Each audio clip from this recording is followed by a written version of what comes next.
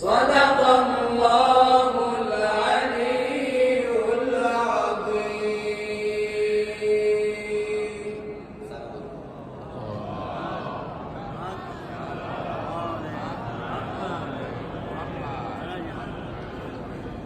انشاءالله اجرای دوم تقدیمتون خواهد شد همخوانی ابن الزهرا در مدح و منقبت مولامون آقا صاحب الزمان توسط گروه همخوانی و مدرسه نور رضا علیه السلام به برکت صلواتی بر محمد و آله.